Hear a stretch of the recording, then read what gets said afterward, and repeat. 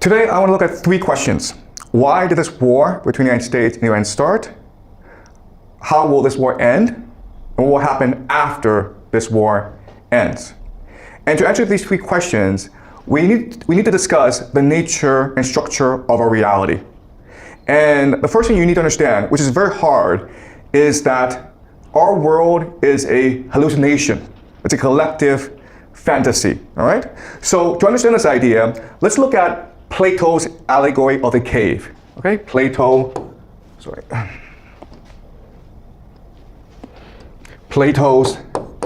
allegory of the cave. And so in this cave, we're deep inside the earth and it's dark. There's some light coming in, but not much. And we're all chained in a line together, okay? And there's about 1 million of us. We're on the floor and we're chained to the ground. And we can't really move. We can't get up. We can't move around. Even our necks are shackled. So we can't turn around and see the world around us. Okay, so there's about 1 million of us all sitting down and staring at a wall together. Okay, and this wall is blank. Behind us is great fire. And there are people around this fire, okay? We don't know who they are, but they are free to move around. And what they do is this. They take puppets, and then they reflect the puppets onto the wall, creating shadows.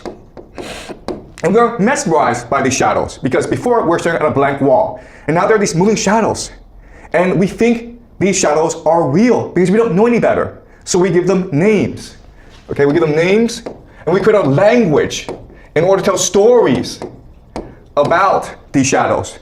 And this becomes really our collective reality, okay?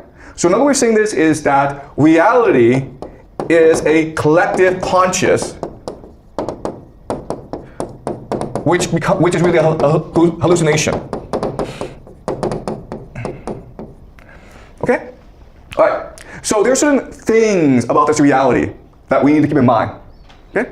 So first of all, what's really important to understand is that what creates this reality is our conscious, our imagination, our perception.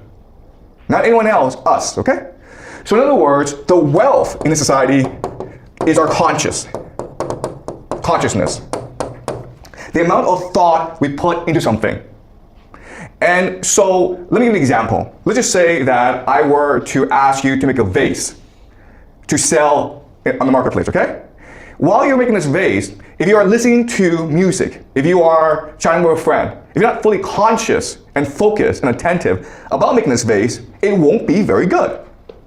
But if you are completely focused on creating the most beautiful vase you can, and you're not distracted by anything, then this vase will be beautiful and therefore more valuable in the marketplace. Okay? So in other words, it is our conscious attention that creates wealth in this world, and it's really money or capital that extracts and stores our consciousness and turns it into wealth. All right? So that's a really important concept that most people don't understand, but you need to understand this if we are to understand the nature of reality itself. Okay? So that's the first thing you need to understand. This reality is structured to extract our consciousness in order to create wealth for the elite, for these people. Okay? And historically, there have been different mechanisms that you can use in order to extract and store wealth. All right? So you have maybe religion, okay? And so think of pyramids, right? Because pyramids in Egypt are able to focus your attention and motivate you to do certain actions, okay? To engage in religious worship. But really any temples. So that's one form of capital. Another form of capital, of course, is the idea of stories. Homer, right? Homer is the father of Greek civilization because he wrote the Iliad and the Odyssey, which is able to focus people's attention and drive them to great things. Then you, of course, in today's world, you have the Bible. And the main mechanism to extract and store wealth in today's world, of course, is the US dollar. Now, but there's another force that's being created in order to replace the US dollar. And this is called artificial intelligence. All right, so what we'll discuss later on is that there's actually a war going on for the soul of humanity, for the human consciousness between the US dollar, the old world order, and artificial intelligence, the new world order, okay? But I want you to keep this in mind. All right, so that's the first thing I want you to understand. Second thing that I need you to understand is that these people, we don't know who they are, okay?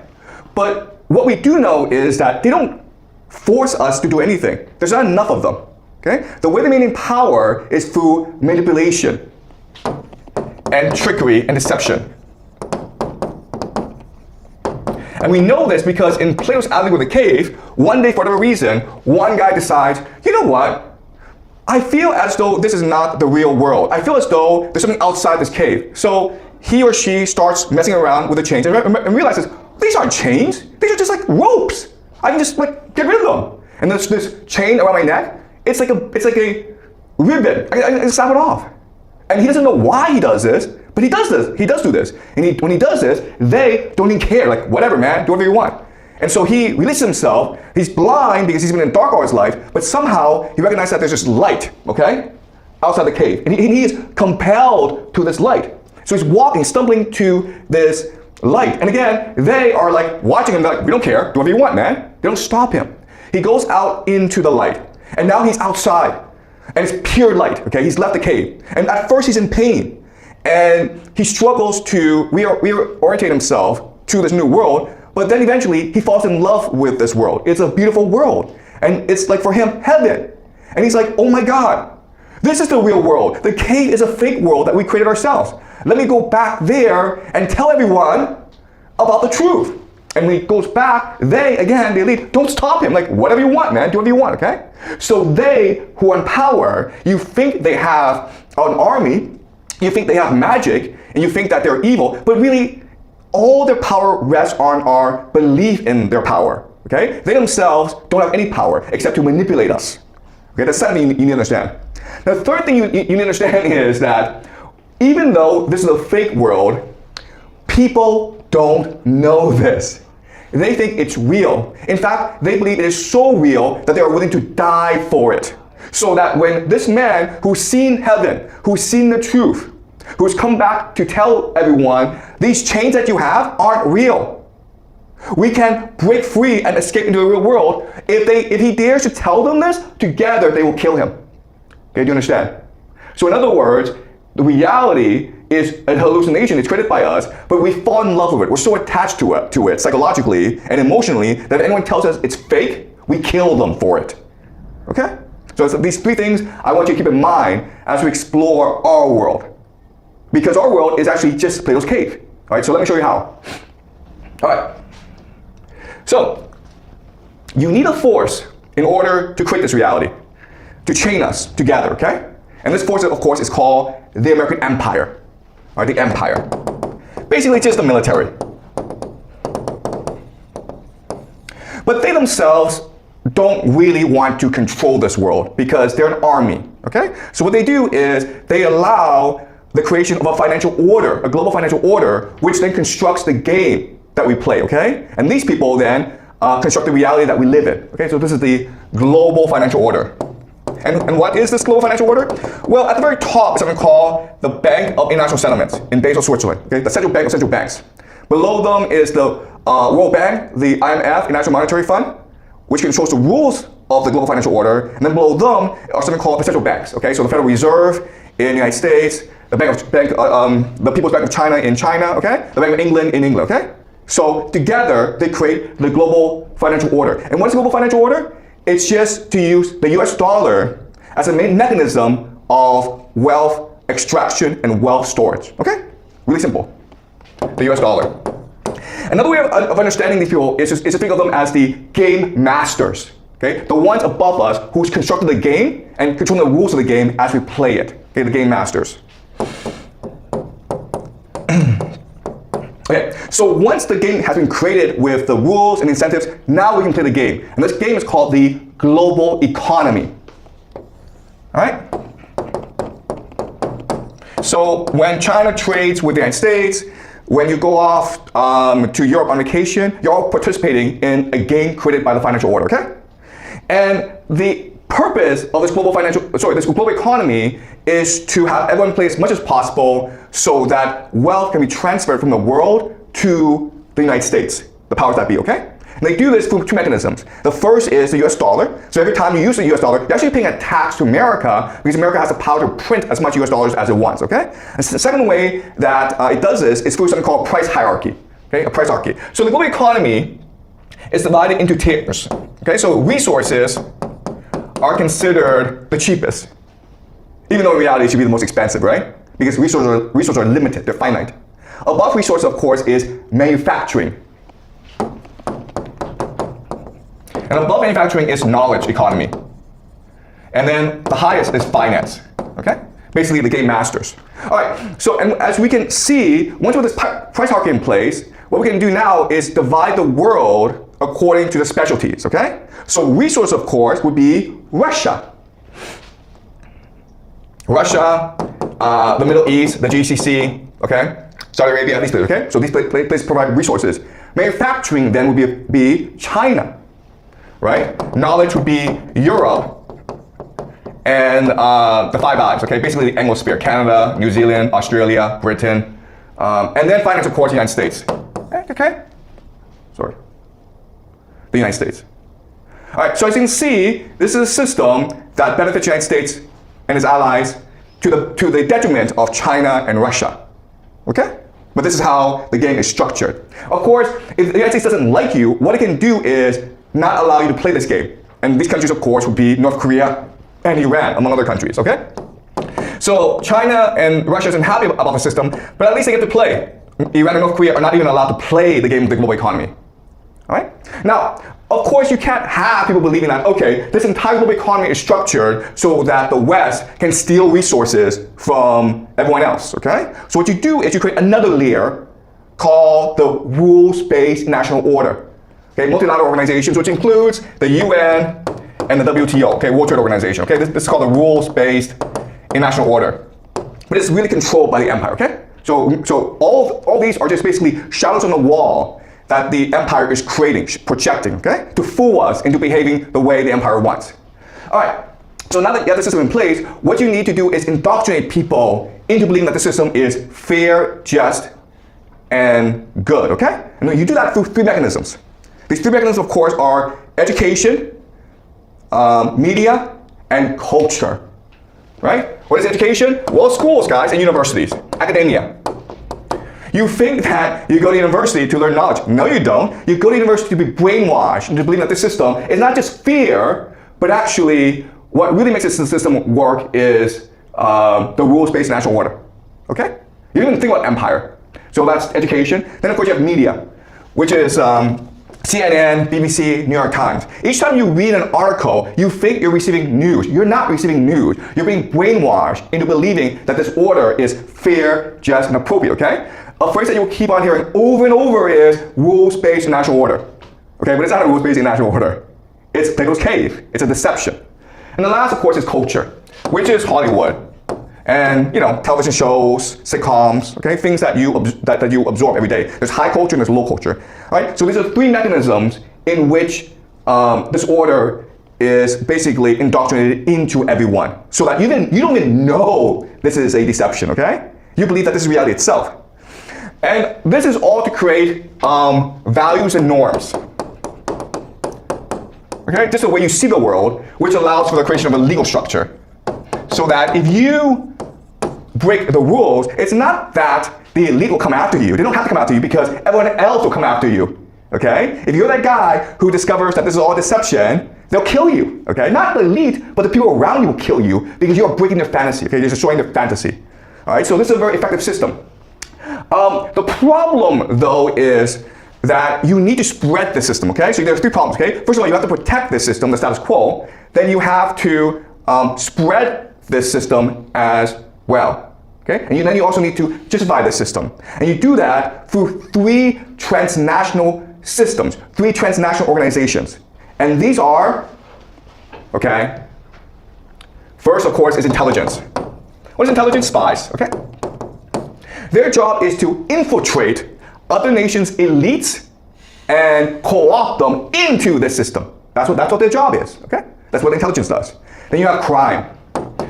Crime just engages in the most profitable enterprises, which includes, of course, drugs, human trafficking,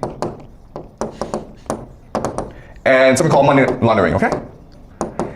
And this is a way to incentivize the global elite to work together. Okay, so that's the first two. And then there's one more mechanism called science. Now you think that science is about pursuing the truth. No, it's not. Okay? Science is fundamentally about finding evidence to justify and protect the status quo. Okay, that's why science is fundamentally materialistic.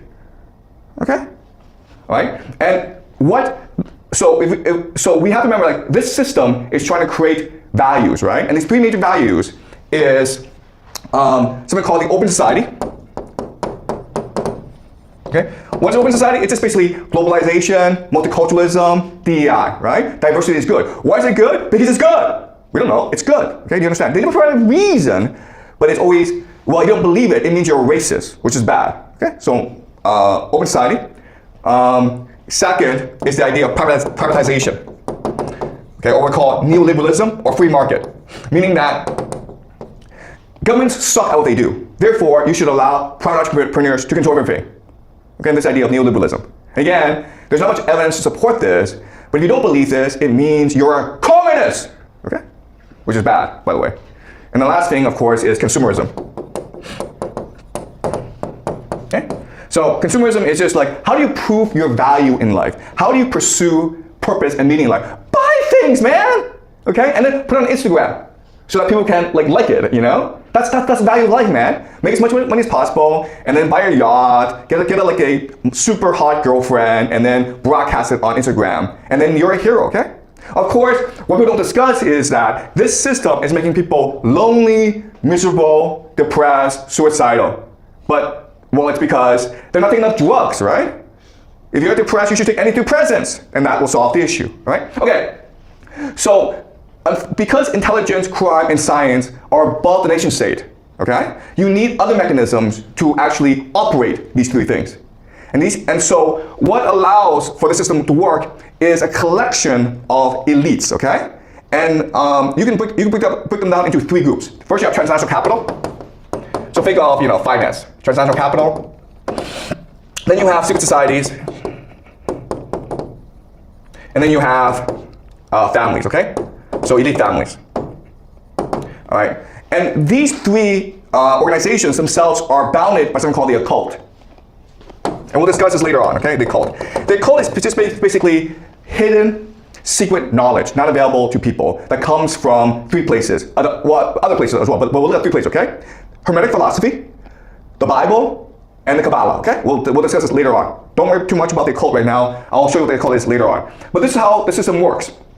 All right, so there's certain questions about this. The first question is, okay, well, if this is true, why is this system separate from this system, right? Why not just say that the occult is the basis of everything, and then you have the elite, and then you have science, intelligence, crime, and then you have the empire, okay? And the reason why is this is really important for you guys to understand. This is the parasite, okay? This is the parasite. It doesn't actually create anything. All it does is suck up value, extract value, okay?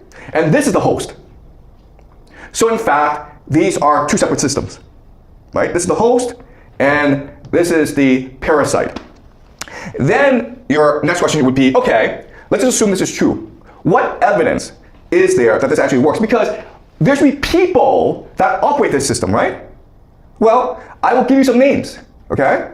All right, so if it is true that this system is the way it is, there should be individuals in place that operate the system, right? Well, I'll give you some names. I'll give you two names. Jeffrey Epstein and Jared Kushner. Okay, and I'll explain who they are as we go along. And these families, how about the Rothschilds? Secret Society, Chabad Lubavitch. All right. And you're like, this is all conspiracy. That can't be true. Well, it's all true. And I will give you the evidence that this is all true later on. By the way, some of you will be like, they're all Jews, man. So why do they say the Jews rule the world? Well, because the evidence that we have implicates these people who are Jewish. But there are other people who are more powerful, who are able to maintain themselves in the shadows, okay? So it's not really fair to say that it's a Jewish conspiracy. Okay, I think this explanation, this system is much more complicated than just saying it's all Jews. All right? All right, so now what I want to discuss is the problems of the system. All right? And once you understand the problems of the system, then we can understand why this war in Iran is happening, where it's going, and what this means for the world, okay? So there's certain problems with this system I want you to notice. The first major problem is all this is based on empire, the perception of empire. And what this means is that everyone has to believe that the American empire is invincible. It cannot be defeated for the system to work, right? Once people start to believe that there are alternatives, that the empire is weak, then the system cannot work. And so therefore, the only solution to this problem is America has to go fight wars for no reason. You understand? It's like being the school bully, right? People pay you money because they think that you're a bully and you are not reasonable. And so to prove that, every now and then you have to go beat up another kid for no reason, okay? You just smack the kid and everyone's afraid of you. That's America. And this helps us explain all these wars in the Middle East these past 20 years, right? Why did America invade Afghanistan? Why did America invade Iraq? Why did they blow up Syria? Why did they blow up Libya? Why are they attacking Iran? To prove to the world that I'm still the biggest, baddest bully on the block, so you better obey me or I'll come beat you up, okay? All right, so that's the first problem. Second problem is that this system, as you can see, is really, really unfair to a lot of countries. Iran, North Korea, Russia specifically, okay? So this helps us understand why Russia invaded Ukraine in 2022, because they're trying to renegotiate this system, right? Because right now, the system is discriminating against them. It's extracting their resources for very little money. So they want to renegotiate the system. And the way you renegotiate the system is by showing the empire is not so tough, right? But this also shows us why America refuses to surrender Ukraine. This war was lost about 2 years ago, okay? Ukraine has absolutely no chance. Why is this war continuing? Because if the perception that empire is weak, that empire can be defeated, if that perception, if people are aware of this entire edifice collapses, okay? Right? People wake up and see it's all shadows on the wall. So America has no choice but to keep on fighting, okay? And this helps us also explain why America invaded Iran, to show Russia, I'm still the biggest, baddest bully. And now we understand what Iran is doing. Iran is now attacking this entire edifice. If you think about it, what Iran recognizes is this. I cannot attack empire directly. Okay, it's too powerful. They have nuclear weapons. I'm not going to attack the education, media, cultural system of America because it's too embedded. I can't attack the UN and WTO because it's all being controlled by America. So the only thing I can attack is what? The global economy, right? That's why they closed out the Strait of Hormuz. Because once they put pressure on the global economy, and that's all interconnected, it destroys the entire edifice. You understand? It is a house of cards. You find the weak point, and you hit it, so it all collapses. Okay? And that's why Iran is doing what it's doing. And what this also tells us is this. There can be no ceasefire. There can be no truce. There can be no peace. Because both the American empire and Iran are fighting for the nature and structure of reality itself. All right? And the third thing I want you guys to be aware of is this. Remember in Plato's allegory of the cave, they really don't have to do anything because the prisoners themselves want to protect the system. Well, this is true as well, where if you are in education, media, and culture, and you are at the very top, you are not in power, but you benefit from the system. And therefore, you insist on protecting the system at all costs. And these people, of course, are called the boomers. Okay? Okay, not all of them, okay? But the elite of the boomers, even though they themselves don't have that much power, there's a lot of them, okay? And they will fight, they will make their politicians and the military fight to the death to maintain the illusion of empire, which benefits them, all right? Again, Plato's allegory of the cave. Okay, all right. So, now we can answer all three questions. Why did this war start? Because America had no choice in the matter, okay? It had to defend the illusion that the American empire was invincible. Otherwise, this entire edifice would collapse, okay? When will this war end? This war ends when the global economy is destroyed. Because once the global economy is destroyed, this entire edifice collapses, okay? And what will happen after this war? Well, a new world will emerge where there are different spheres of influence, okay? But we'll discuss this later on.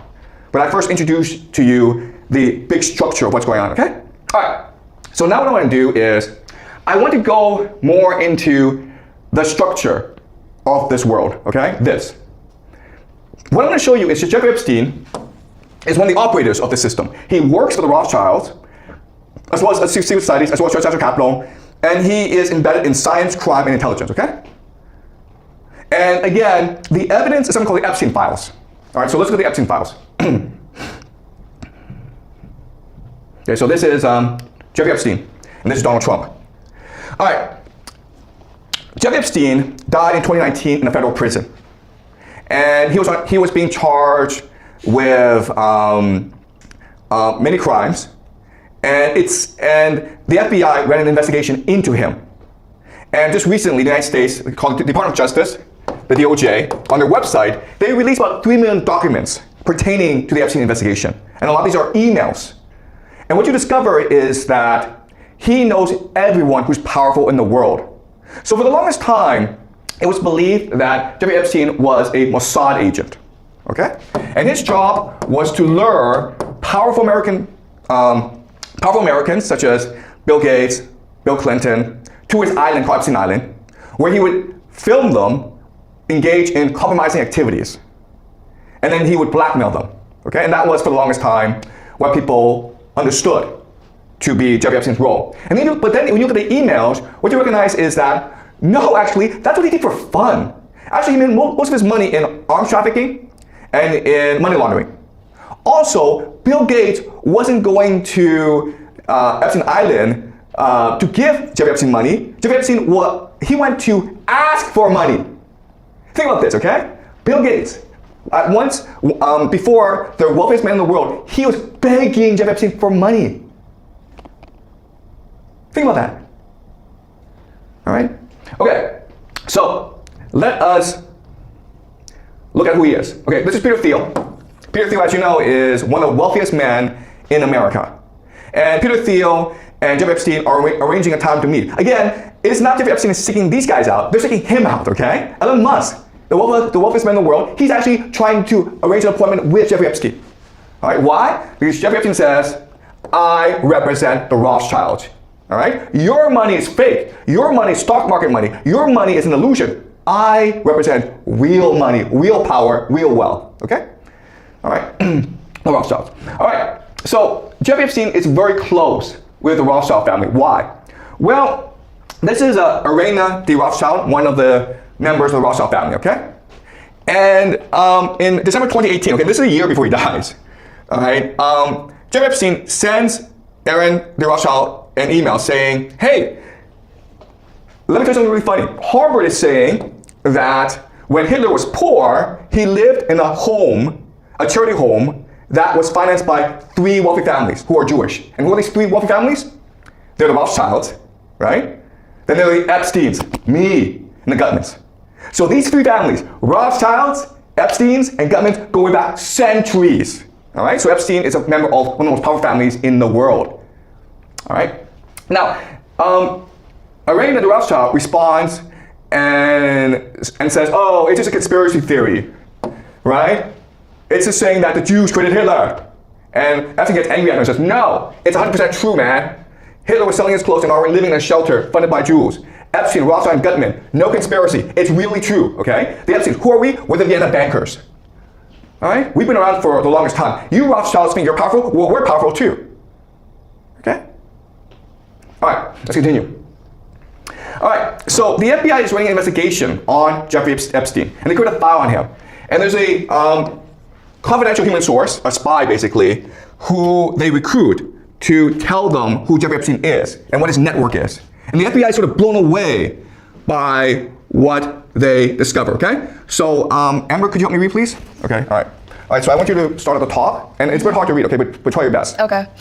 Jeffrey Epstein was represented by Alan Dershowitz, okay? Alan Dershowitz is a Harvard professor.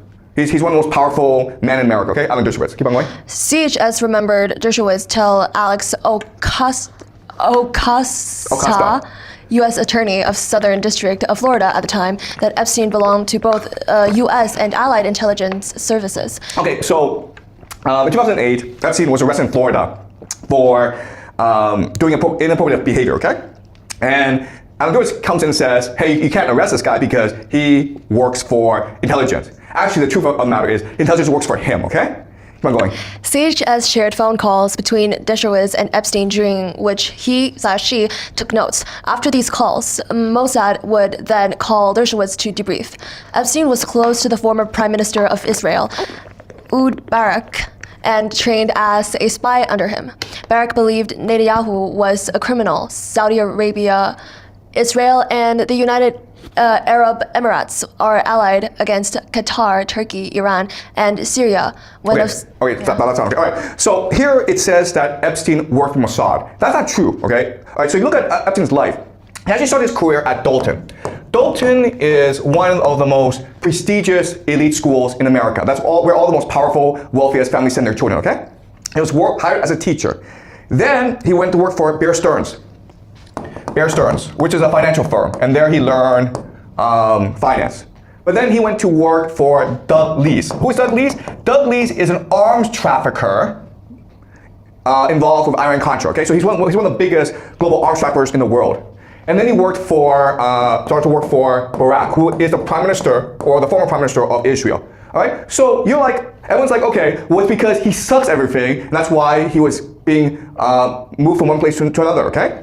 But another way of saying this is, he's an operative, and he's being trained in how power works by mentors. Does that make sense? Let's just say I have a big company, right? And I'm a chairman, and my son is going to inherit this company. How do I train him to be a good boss? Well, I have him work in different departments of the company, and I have mentors train him in these different departments, right? So what is Dalton? Dalton is education, right? What is Bear Stearns? Finance. What is Doug Lees? He is criminal, arms trafficking. And who is Barak? He is intelligence, right? Does that make sense, guys? He's being trained, mentored in the different sectors of power in the world. All right? Keep on reading. Masha Drakova telephone number is based in Silicon Valley. She has been running a firm called Day One Ventures, which is supposedly an early-stage investment company. She used to be Russian President Vladimir Putin's main contact in the Russian youth movement. CHS and Drakova spoke, but Drakova did not talk at all about technology. Instead, she looked at CHS and said, "You knew Epstein, didn't you?" She said Epstein was a wonderful man. Okay, so Epstein was connected with Vladimir Putin, okay? All right, let's read the last section. This is the most important, okay? CHS advised Shabbat. Okay, Shabbat Lubavitch, right? The organization we talked about. Yes, keep on going. Shabbat is doing everything they can do to co-opt the Trump presidency. Shabbat is basically state-sanctioned Judaism. It is used by Putin to keep tabs on all the Russo-Jewish oligarchs. On the day Trump was elected president, Ivanka Trump and Jared Kushner. Jared Kushner, but keep on going. Were at the gravesite of Rabbi Sneerson. Okay. So remember last class, I showed you a video of Netanyahu approaching a rabbi called Rabbi Sneerson and saying, "Will you give me your blessing?" And Sneerson says, "Yes, I will. And please hurry up and make the Messiah come." Okay? So it's all interconnected. Okay? Netanyahu, Sneerson, the Trump family, Putin, and it's all connected through Shabbat Lubavitch and Jeffrey Epstein. Okay? Keep on going. Who was the most powerful rabbi in the Shabbat network. Jared didn't disclose his stake in Cadre because of its ties to the Russian state, NFI. CHS believed this is the real Russian collusion story.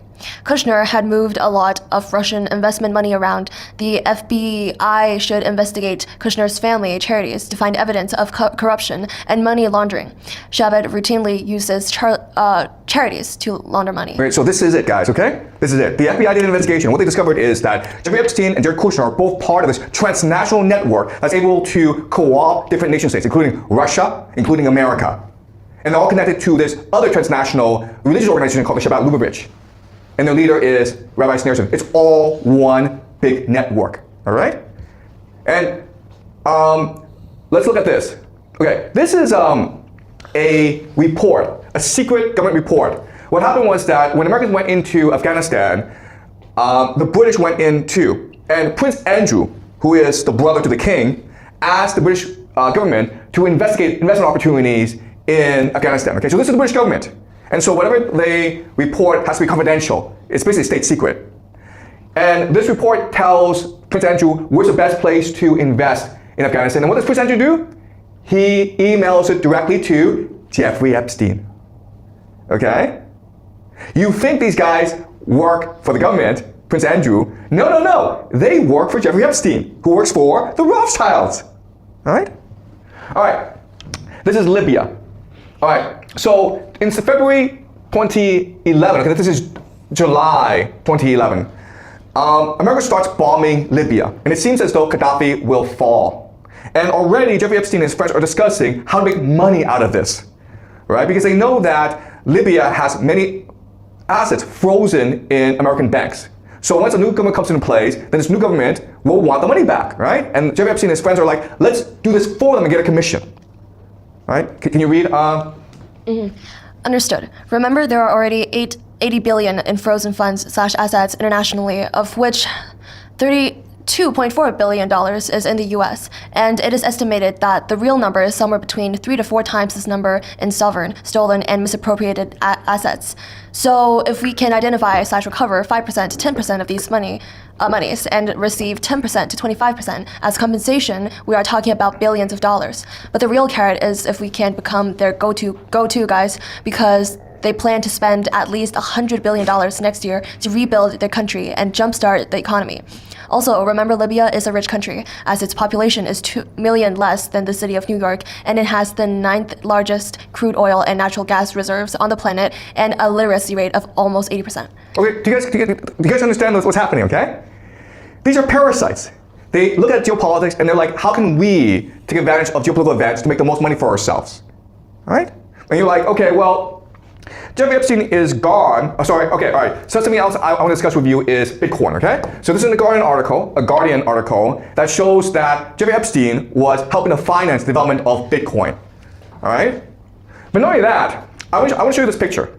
This happened in 2004 at Harvard, okay? This is Larry Summers, who is the president of Harvard University. This is Steven Pinker, one of Harvard's most famous scholars. And this guy is Jeffrey Epstein, all right? Who's paying for this dinner? Probably Jeffrey Epstein. And you're like, what is happening here? And again, I keep on telling you guys this. You think academia is about pursuing truth, doing research. No, it's not. It's about protecting and justifying the status quo. It's about providing a network for powerful people to meet together and to work together, okay? And the Jeffrey Epstein files reveals this, how corrupt academia and science are. It's all part of this huge transnational network, this grand alliance between science, crime, and intelligence, in order to extract as much value from the world as possible, okay? These are parasites. And you're like, okay, how about Jared Kushner? Well, Jared Kushner's doing the same thing, guys, okay? This is Jared Kushner, right? Who's this guy? Vladimir Putin. What are they doing? They're discussing peace in Ukraine. Because what Jared Kushner is saying to Putin is, listen, I can negotiate, okay, I'm speculating, okay? I don't know, okay? But I imagine he's a real estate developer, so he's saying to Putin, hey, after this peace treaty happens between Ukraine and Russia, Ukraine will need to be redeveloped. So you should give opportunities to, you know, okay? Okay, so that's Russia. Then you go to Iran. This is Jared Kushner, Steve Witkoff, and the Omani foreign minister. And before the attack against Iran happened, there were these peace negotiations between the Iranians and Jared Kushner and Steve Witkoff, who represent the Americans. So this guy, Steve Witkoff, during the negotiations, went on TV and said that, oh, the Iranians are trying to they're trying to enrich weapons-grade uranium as soon as possible, okay? So what Steve Witkoff is doing is he's sabotaging the peace negotiations. These guys are negotiating with the Iranians not to create a peace treaty, but to create a justification for war. All right? Oh, and also, this is Jared Kushner. Sorry. Oh, crap. All right. This is Jared Kushner, this is Steve Witkoff, and this is Benjamin Netanyahu. What are they doing? They're discussing peace in Gaza. Why? Because after peace happens in Gaza, Steve Witkoff and Jared Kushner are going to lead a real estate team to develop Gaza into these luxury villas, guys. Okay? So this is how the world works. All right? But again, there's a problem with this system. All right? So, okay, well, this is the way the world works. Now, the question then is, okay, if this is the way the world works, and Jeffrey Epstein, Jared Kushner, and others are the real power in the world, and they represent the elite, how do we know this? Why is the Epstein files like out in the government website, right? Why is it that you can go on the Department of Justice and look at all these things? Well, because there's a problem with this system. And it's this. This system is a parasite, right? So they are extracting value from the nation state.